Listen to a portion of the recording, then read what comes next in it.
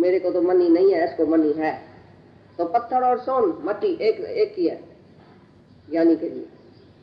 जो योग युक्त होना चाहता है उसको ये बातें होनी चाहिए।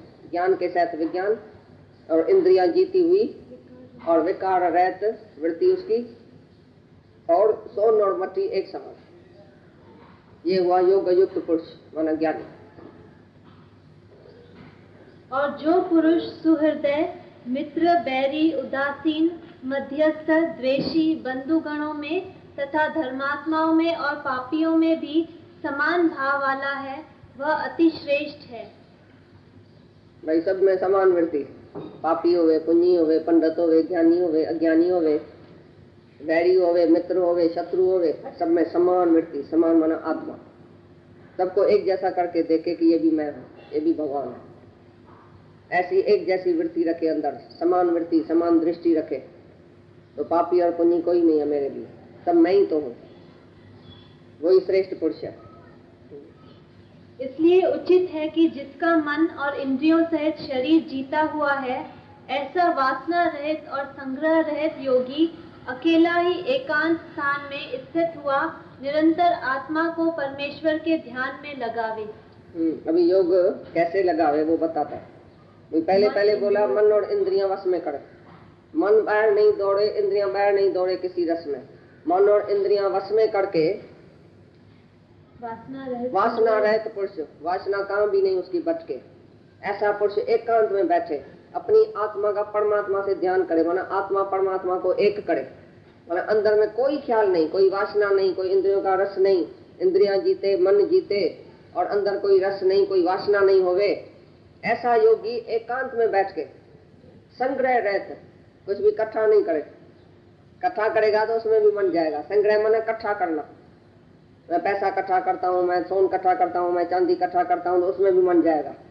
तो बोला संग्रह रहते, वासना रहते, और मन और इंद्रियों को जीत के और एकांत में अकेला योगी बैठे, अपनी आत्मा को परमात्मा के ध्यान में रखे, बीच में कोई ख्याल नहीं हो, कोई भी वासना नहीं होवे, जिसके उसका ध्यान लग जाता है, उसका योग लग जाता है आत्मा का परमात्मा के साथ। वो एकांत में बैठ के अपने ओम में बैठ के सभी ख्यालों को वश करे, मन इंद्रियों को वश में करे, कोई वासना नहीं, कोई इच्छा नहीं, कहाँ भी उसका मन नहीं दौड़े, जहाँ भी बैठे अपनी आत्मा का परमात्मा से ध्यान लगा के बैठ जाए।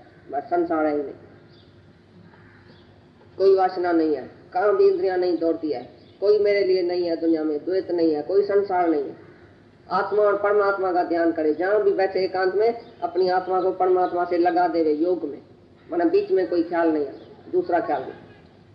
बोलते ऐसा योग बैठ के लगाए, एकांत में बैठे वो योगी, गोल शोर झमेला, ये चर्चा मस्ती, इधर उधर बोलना चालना बंद करके, और अपने मन इंद्रियों को वश करके, वासना रहित, संग्रह रहित योगी एकांत में बैठ के अपनी आत्मा का परमात्मा को ऐसा लीन करे। मैं क्या हूँ, मैं कौन हूँ, मैं ही वो भगवान हूँ, मैं ही आत्मा हूँ, सच्चिदानंद घन मैं ही हूँ, और मेरे को कोई इच्छा नहीं है, कोई वासना नहीं है, मन को कहाँ भी वो जाने नहीं देता है, इंद्रियों को कहाँ भी बाहर रस लेने नहीं देता है, तभी उसका मन शांत, आत्मा और परमात्मा का योग लग जाता है।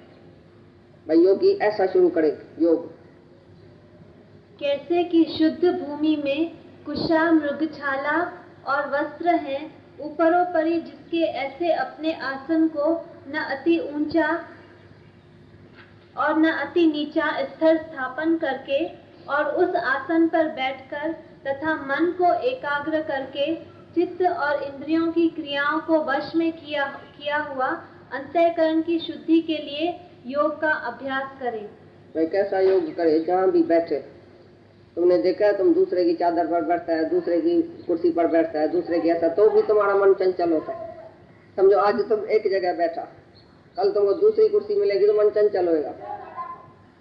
अपनी कुर्सी पर, अपनी मृगशाला पर, अपनी चादर पर, अपनी जगह पर बैठो, नहीं ऊपर नहीं नीचे, जहाँ तुम्हारी वृत्ति भंग नहीं होवे, ऐसे ऊंच स्थान पर भी नहीं, नीचे स्थान पर भी नहीं, और शुद्ध भूमि होवे। शुद्ध भूमि में जहाँ सत्संग का वातावरण अच्छा होवे, ऐसी शुद्ध भूमि। विषय विकारी पुरुष के बीच में तुम बैठ के ध्यान लगाएगा नहीं लगेगा।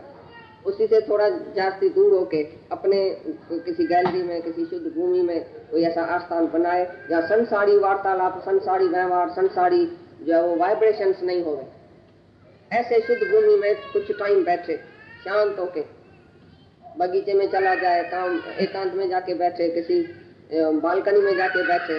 देखो कोई भी गोर शोर तुमको पसंद आता है तभी बोलता है।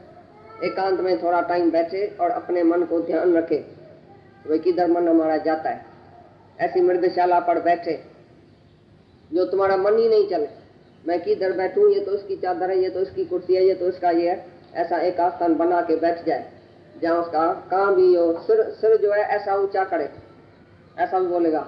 ये जो पीछे चेल है, ये जो है कमर, वो सीधी करे और ये कंध सीधा करके ऐसा बैठे। तुम सत्संग में बैठता है ना तो भी नींद करता है, क्यों? क्योंकि ऐसा बैठेगा, ऐसा बैठेगा। मैं थक गया हूँ चिंता में, ऐसा करके बैठेगा। ये कोई बैठने का तरीका है? कैसा योग लगेगा तुम्हारा आत्मा में? जब तुम गुरु के सामने ही ऐसा नहीं बैठ सकता तो अकेला क्या करेगा? तो बोलता है टेढ़ा मेरा नहीं बैठे, ऐसा सीधा बैठे, श्वास ऐसा सीधा चले और ध्यान पूरा भाई आत्मा में होवे, ध्यान पूरा वचनों में होवे।